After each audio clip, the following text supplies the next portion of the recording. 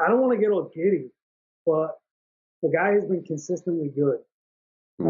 My real only concern, other than his home park, is that at 25, while technically he's been young for every level he's played at, he's really right on par. He hasn't necessarily been young for a level. No.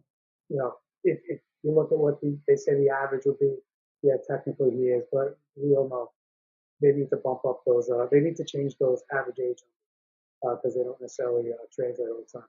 Uh, Regardless, despite his gaudy numbers, he's not looked upon as necessarily an elite prospect, but rather a very good one. You don't see him popping up in a lot of people's, number one in the Padres organization. He usually is somewhere in the top five. So that's why I say not an elite level prospect, but rather a very good one. And that's because too many see potential failure with his mechanics.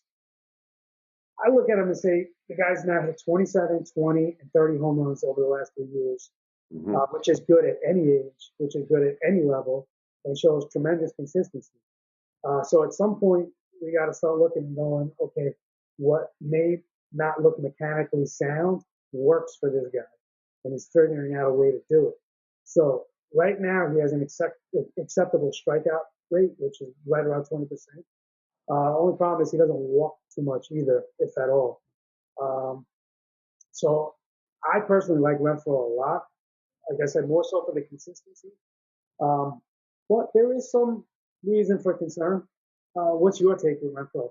And before I let you jump in, the big thing for me is I just saw a guy trade uh, his number one pick, which was like number two overall, and Derek Fisher for Hunter Renfroe. Wow. And yeah, exactly. I'd So take that for Renfro. yeah, well, exactly. You take it for Renfroe. You wouldn't want Wow. Renfroe on that end of the deal. No, because I like Derek Fisher quite a bit too, but we'll get into him in another episode. He'll probably be a good one. But yeah, I mean, I think people are probably buying into what he did in those 11 games when he came up with the Padres. Obviously the PCL team, him and Margot, they had no reason to bring him up, so they kept him down there. They chased their championship. I think they ended up winning the AAA championship, if I'm not mistaken. Correct? I want to say yes. That team I was believe they did. loaded. That team was loaded. They were Yeah, I loaded, know that. I and was hoping. yeah, they had a Sway and a few other players. But anyway, so Renfroe came up, ended the season, played in 11 games, hit 371 with 4 homers. If you saw some of the home runs that he hit, they were absolute monster shots. I know they keep on bringing in the fences at Petco. It's actually been playing more power happy over the last few years. So maybe that's becoming more and more of a myth. But this guy's power, I mean, he could hit it out of anywhere. This guy is someone's going to hit, 400 something plus foot home runs on a regular basis. When he gets a hold of the ball, he really connects. Um, there is some swing and miss to his game, and that is certainly concerning. As you said, he doesn't walk almost at all. But there have been other hitters. I know we mentioned earlier in another episode, Adam Jones is one of those guys. That's what his approach is, and that's what he finds success with. He swings with more pitches. He makes contact with more pitches. Gets a little bit more luck with the BABIP as well. He's had high averages the last few years, though it has been in the Pacific Coast League. We know those numbers are a little bit inflated, but he hit 30 homers. He was first in homers in the PCL. He was second in RBIs, I believe, with 103 or 104. And his batting average was like 307. He was in the top 10 there, too. This guy put up big numbers. He's proven at each level as he's moved along. That he was a solid, or one of the better hitters in that league wherever he played. I don't see any reason why he couldn't be a valuable fourth or fifth outfielder on your roto team. Good utility player, somebody that gives you some power and some counting stats. And he's probably going to hit, third or fourth in the lineup that is getting better.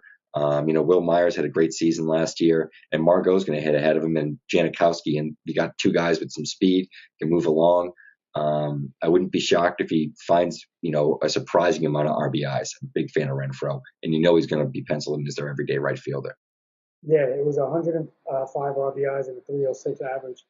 There you Um, go. and the crazy part is I mentioned that trade, and I personally like Renfroe a lot. I do think, Mm, based on the consistency, it is believable that he can put up the numbers that we've seen in the minors. He's never sure. batted below 270. So somewhere in that range, maybe 280, 285 kind of hitter with 25, 30 home runs. I do believe that's achievable for him.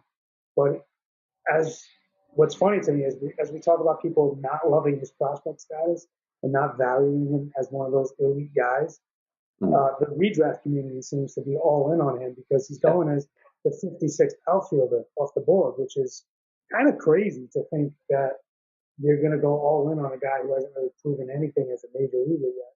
Yeah.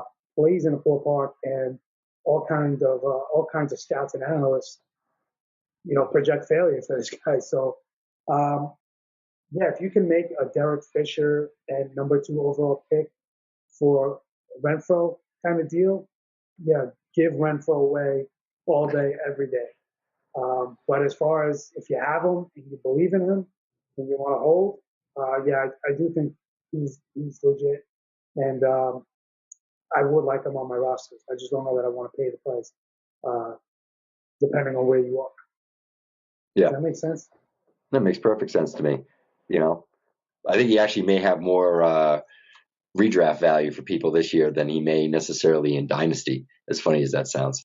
Yes, it is mind-boggling to me to see the disparity between the two. But let's see what happens.